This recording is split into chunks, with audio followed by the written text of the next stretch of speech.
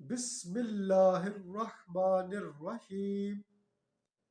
اللہم صلی علی سیدنا و مولانا محمد وعلی آل سیدنا و مولانا محمد۔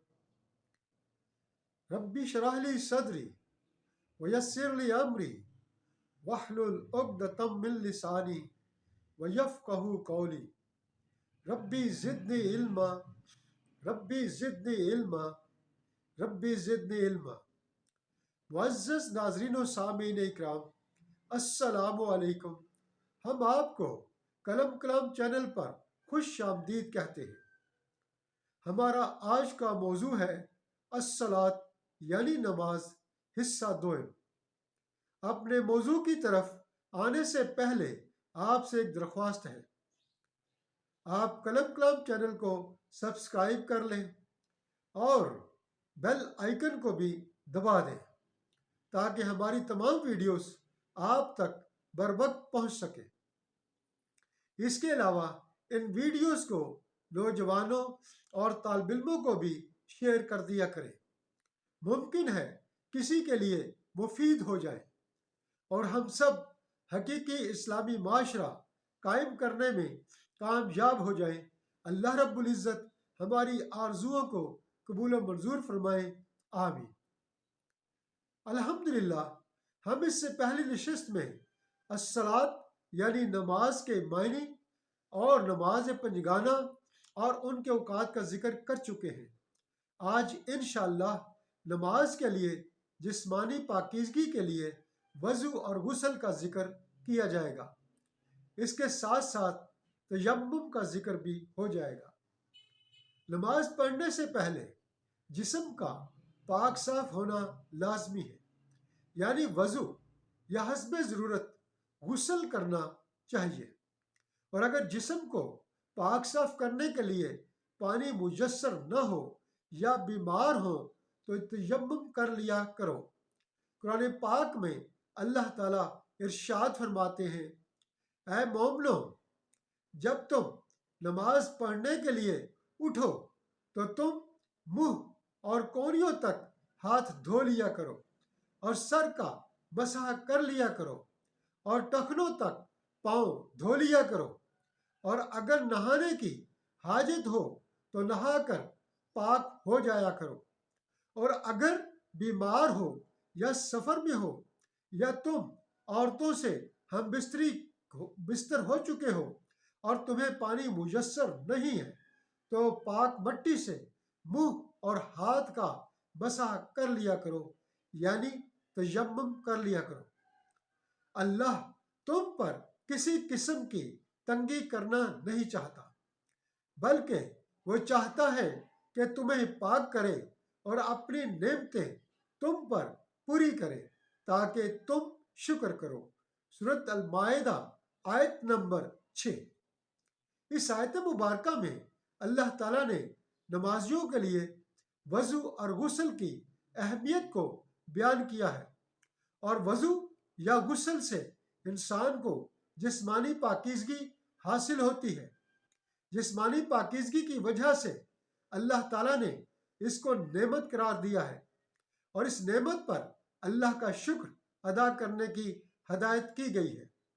اس کے علاوہ بیماروں اور مسافروں کے لیے بالخصوص پانی کی عدم موجودگی میں پاک مٹی سے تیمم کرنے کی سہولت عطا کی، یعنی پاک مٹی کے ساتھ آپ اپنے منہ کا اور ہاتھوں کا مسح کر لیں، اس سے تیمم کہتے ہیں۔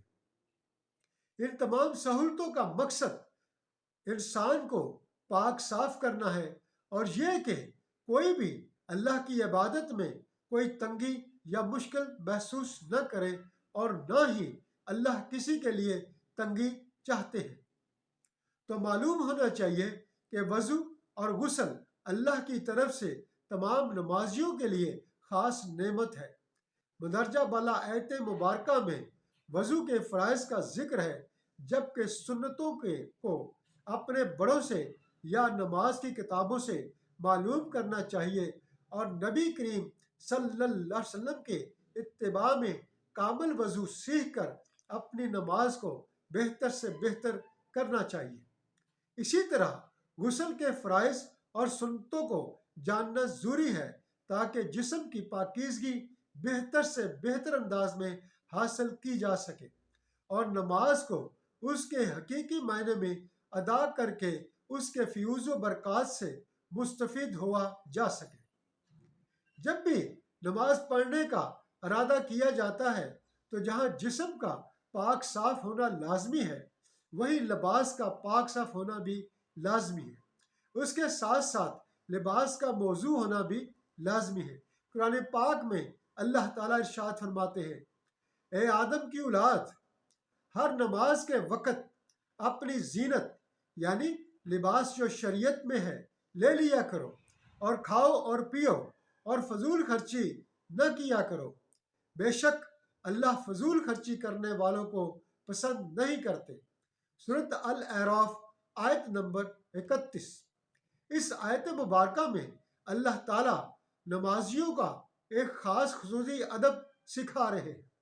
پاک صاف اور موزوں لباس کے ساتھ نماز پڑھنا آداب نماز میں بھی آتا ہے اور اس کے ساتھ ساتھ لباس اور خوراک میں بے جا فضول خرچی کو ممنوع قرار دیا ہے۔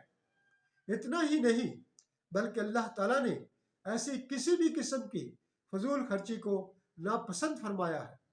لہٰذا جب بھی نماز کے لیے مسجد جائیں یا جہاں بھی نماز پڑھیں اپنا لباس پاک صاف اور مناسب ہونا چاہیے، جس طرح آپ اپنی مجالس اور محافل میں آتے جاتے ہیں۔ جب بھی نماز پڑھی جائے منہ کو قبلہ رخ کرنا چاہیے۔